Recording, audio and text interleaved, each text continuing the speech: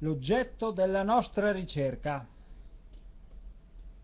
di Lorena Busellato.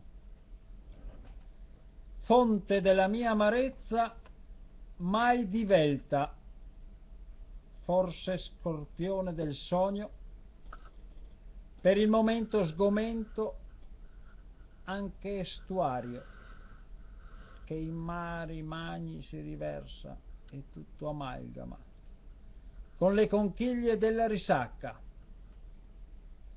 e ogni tua traccia pare scomparsa, così che il dottore e io, a bocca aperta rimasti, ci vediamo sparire l'oggetto della nostra ricerca, quasi palpabile prima.